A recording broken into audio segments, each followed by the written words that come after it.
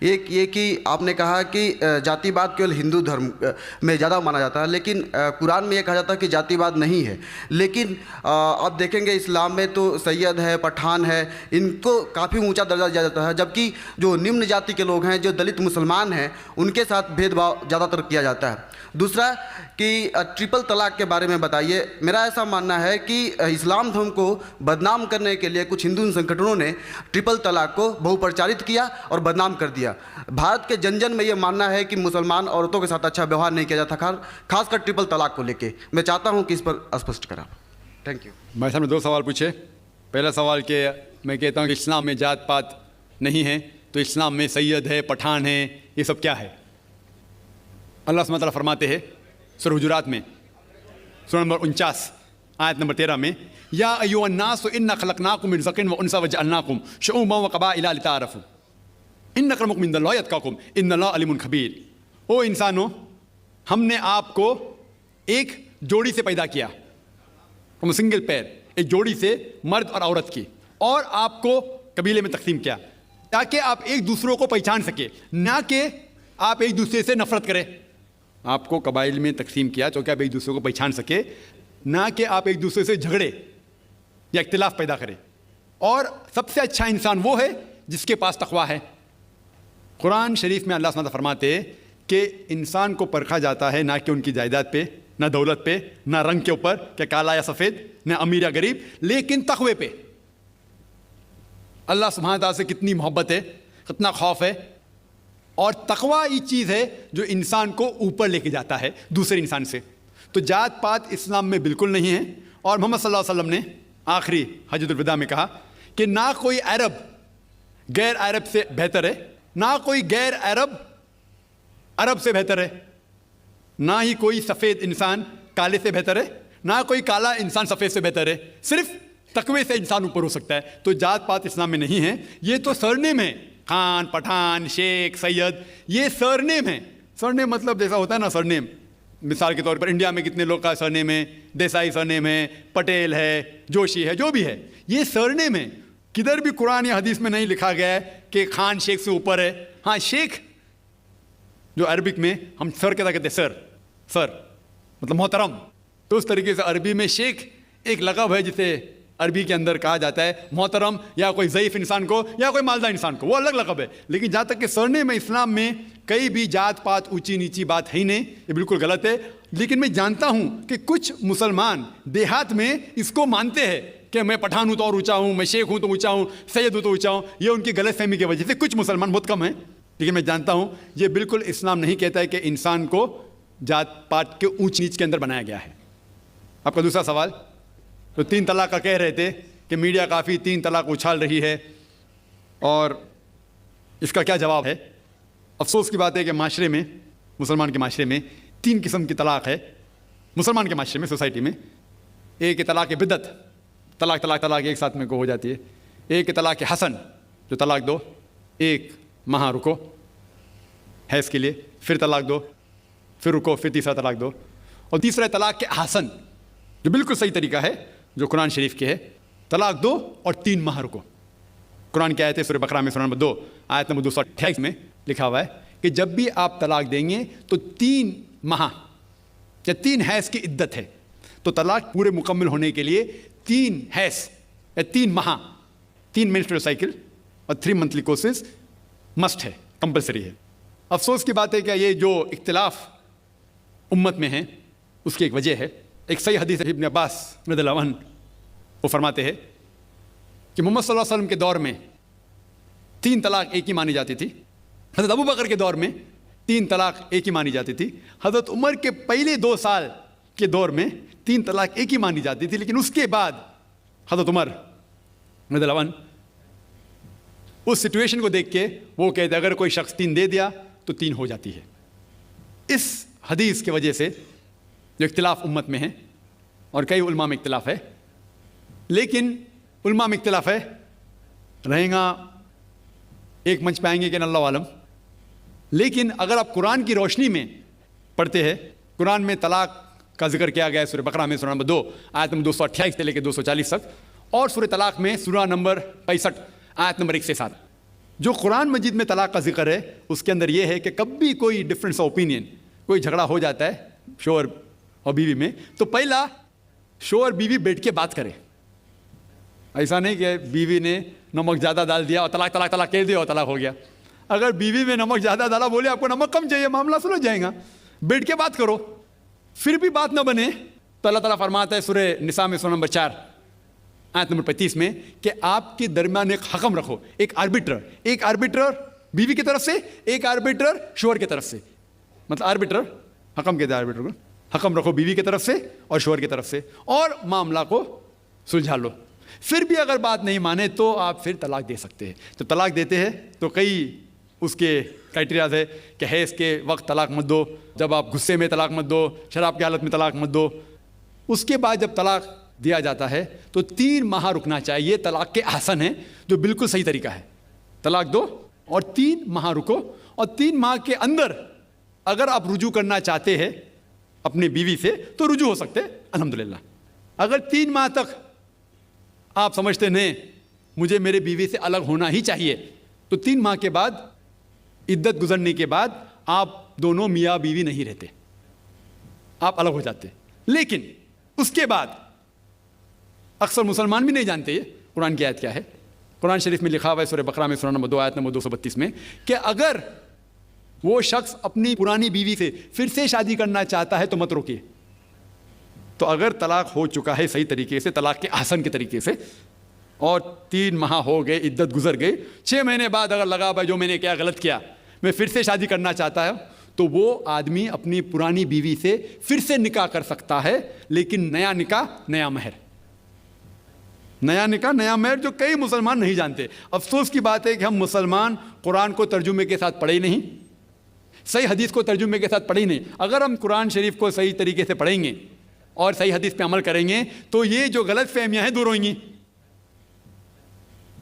اور پھر سے اگر شادی ہوئی، پھر سے آپ ساتھ میں رہ سکتے، پھر سے پرابلم ہوا تو پھر طلاق دو، پھر 3 ماہ رکو، پھر سے الگ ہو جاؤ، پھر سے آپ چاہتے پھر سے شادی کر سکتے.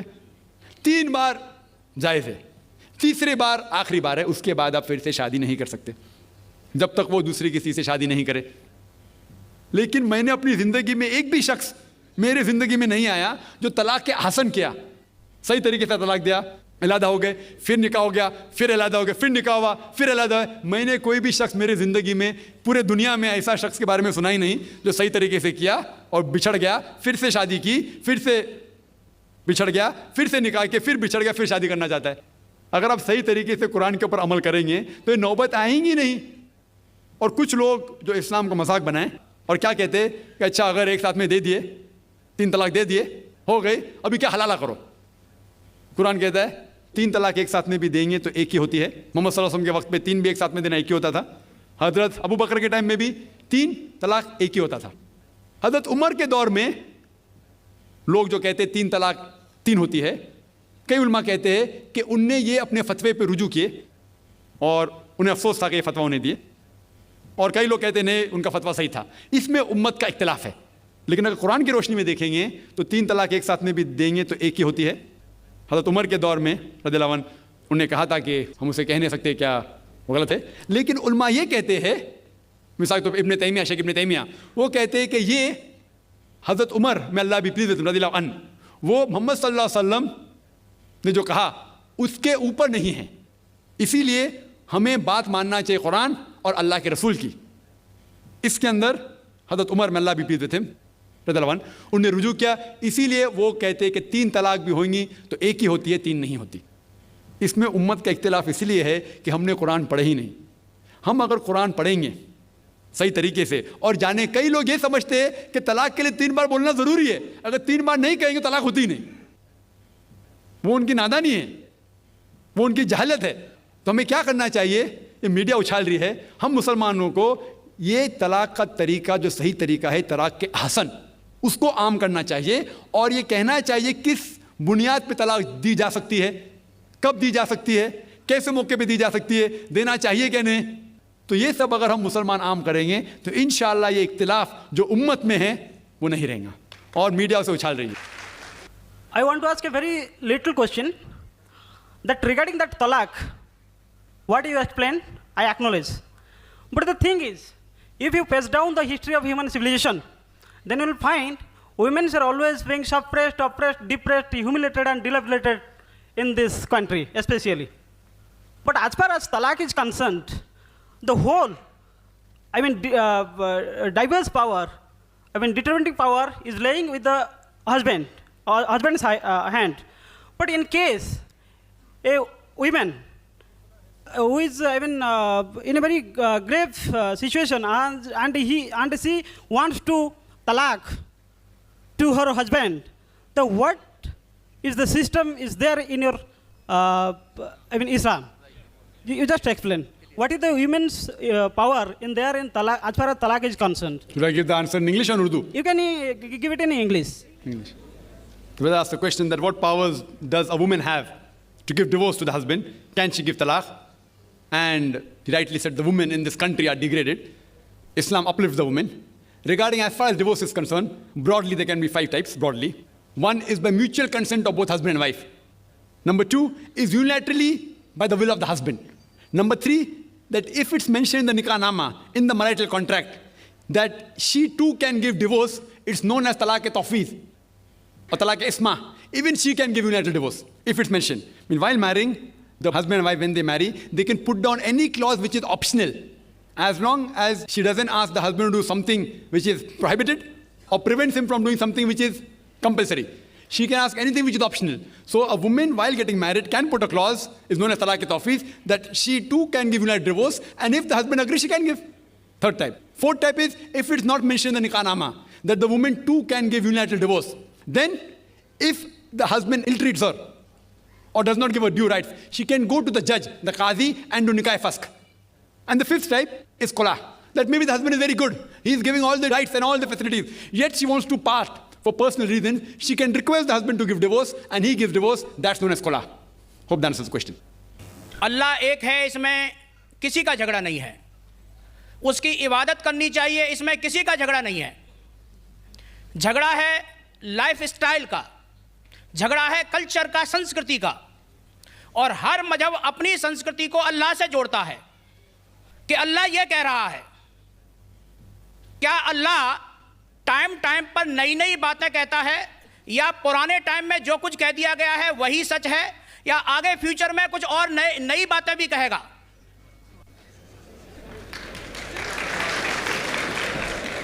भाई साहब का अच्छा सवाल था कि किसी को 2 राय नहीं कि अल्लाह एक है, भगवान एक है.